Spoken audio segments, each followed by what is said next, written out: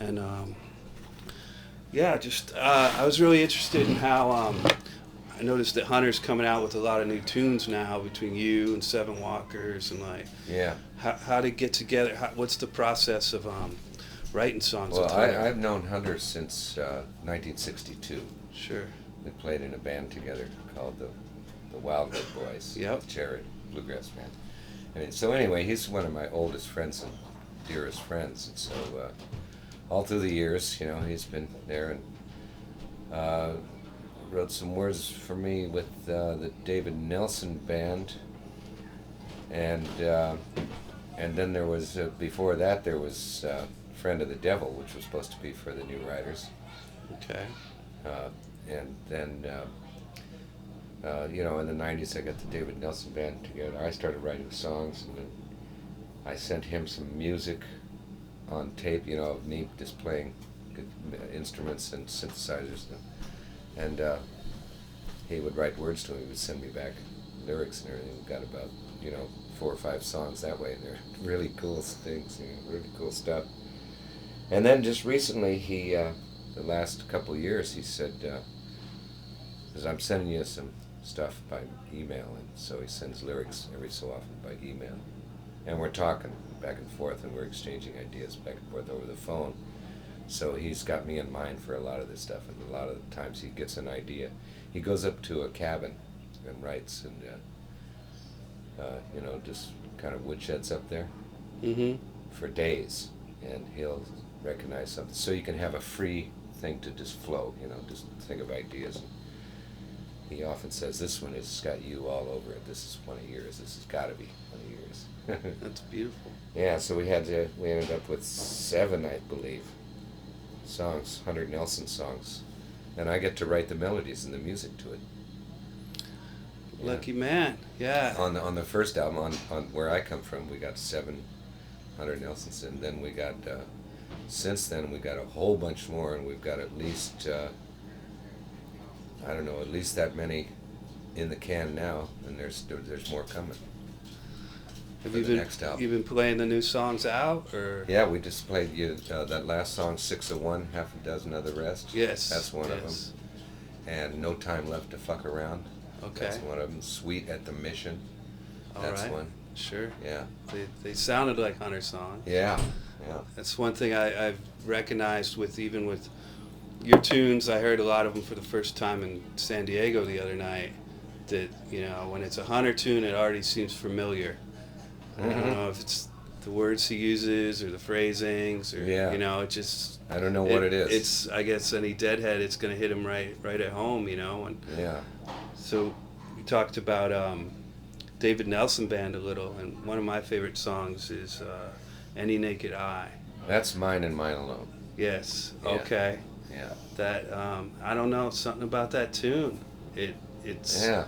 I've played it in my life over the past few years a few times. Different things are happening. I don't know. I'll find it and I'll put it on, and it just kind of moves me forward. Ah, And, really? Yeah. Yeah. It's if people asked me what my favorite tune was, I would say Any Naked Eye. So, Cool. Yeah. Well, thank you, man. thank you for. Amazed, yeah. Yeah, I wasn't sure who wrote that one. That's great. Yeah, that was me. One more experience I had was on Broadway with the Jerry Garcia Acoustic Band at the Lunt-Fontanne Theater. Mm-hmm. You were a part of that one. Yeah. And that is just now out on Rhino, both of them.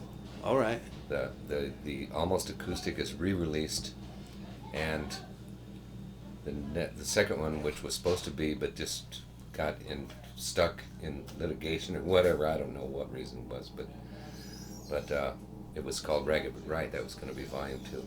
Okay. And now it's out. And were those live recorded It'll be there? on Rhino. Yeah, it's the same thing. It's the same. Almost Acoustic is exactly the same. Mm-hmm. Maybe remixed or remastered, but it's virtually the same thing. And then the second one was Ragged But Right. The other songs that we didn't get to put on Almost Acoustic. Sure. Yeah. That's great. Check it out on Rhino. All right. Let me ask you for one more thing. I work with kids doing art programs, and we provide music programs for kids that are facing challenges, and they're not getting it at schools anymore. And music being important for your whole life. Is there any Yeah. 2 cents you could put in about how important it is to like expose children to Oh, the creative yeah. arts, music, and such? Well, it's all important if you've got any knack or desire to play an instrument. You should start as young as possible. Absolutely, it just Yeah. gets harder and harder the later you start. Sure. And there's nothing stopping you, really. The soul from coming up with music. Hmm. But it always makes it a lot better and a lot cooler if you start early and get those fingers negotiating the thing, Hmm. no matter what it is. I took lessons, and I wasn't really into it. I was always into music very, very much. And my parents, well, there was guitar lessons being sold through the school that I was in, the elementary school. And one day I was coming home and I saw a guy getting out of a car with a big black guitar case. I was already fixated on a guitar, like I saw cowboys playing it and stuff like that. Okay, so I thought it was that kind of a guitar. What I didn't know, I was too young, I was in the second grade, I didn't know it was a steel guitar. And so he just said, "Would you like to play one of these?" And I said to my mom, yeah, sign me up. And so then he sits me down and says, "I'll show your mom and dad how you can play right now." And he puts it on my lap, and I'm thinking, well, this is just the advertising pitch. When I get to the real lessons, we're going to pick it up and play like that. And he's put a thumb pick on me. He held the bar and he said, "Pick." And I picked, and then he said, "Strum," when I strummed it. So I was going, yeah, but come on. We're going to play like this, right? And I was always waiting for that, and it never did happen. And then I realized I would disappoint my mom and dad really terribly if I quit. So I just kept doing it, and it was kind of like at age 7, it's kind of like a dentist appointment, but you just do it. Doesn't hurt as much as a dentist appointment, but it's something you have to do. That's how I faced it. Sure. But you know what? Later, I realized that these fingers were playing strings. I had finger picks, and I knew pattern rolls, and I also was reading music, so I knew keys and stuff. Just had a rough idea, of what A sounded like, stuff like that. Oh, yeah. And I was doing really complicated stuff with the bar, and played in a recital and stuff like that, and a little part in an orchestra. And it panned out later that I had an immense head start when I'm in high school. Now I've long since begged to stop lessons and put that thing in the closet. And then Pete Albin says, "My brother went to Mexico and got a guitar. I want to come over and learn how to play it." And I went, "Guitar like this?" And he went, "Yeah." And I just went, "I'll be right over." And I just can't tell you, it was just like, the only thing was the hurt in the fingers. That's a serious hurdle. You got to make it over. You got to play enough so that you get calluses and it doesn't hurt your fingers. They get sore on the ends. You can't mash the strings down.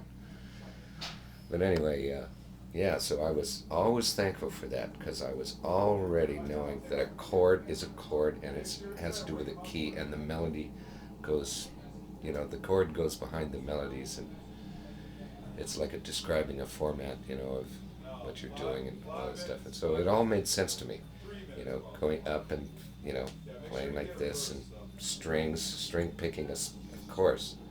Finger picking was pretty much all I had to do was walk through the one basic pattern, and then, okay, now I got it, so just because of the steel guitar, I think. Mm-hmm. I mean, 7 years old, now I'm 19, and it really made a difference. Sure. You had it So I would inside say, you. Yeah. take your kids, and I know they're not teaching it in school. In school, when I was in school, we would have music, Mm-hmm. a section. There was something like twice a week or once a week, the teacher would say, "Okay, now we're going to do music," and everybody would go, "Okay," and we would sing some song, and she would either hold on shape notes, or she would sing with us, and we were encouraged to sing. I was shy, I didn't sing a little bit, but I liked the sound of it, and it brings it out of you. I mean, just studying it, just learning. And then when you're in like 7th grade or so, you listen to music, it's music appreciation, and I loved that, man. Listening to what Beethoven did and what Bach did and stuff like that. It was just intensely interesting. They don't do that anymore, do they? That is really sad. Don't. No. In elementary school. So tell the parents, get your kid music lessons. Yeah. Just ask the kid when he's 7 or 8 or 9 or 10. Say, what kind of instrument do you really like? You know, and you don't have to plunge right into rock and roll. Get him a straight thing. Get him a, you know, anything. You know, keyboard, accordion, you know, anything like that. Mm-hmm. It's all good for you. It's all just basically good. Yeah, with the skill sets you get from the technical skills you get from all the lessons, and then you could get into that creative aspect. Yeah. You know, and they're drilling Yeah. math and history into them, and it's a little harder to get creative with Yeah. math and history. Yeah. Whereas, Right. you know, music's Yeah. going to let people express themselves. Yeah. You know, Right. I don't think I've expressed myself That's with funny. algebra yet. Yeah. But Right, I know, yeah. Yeah. I know, I didn't begin to express myself with algebra until, geez, well into my 60s. Right on. Right on. Hey, thanks for sitting All down right, with man. me, man. Yeah. It's been great. And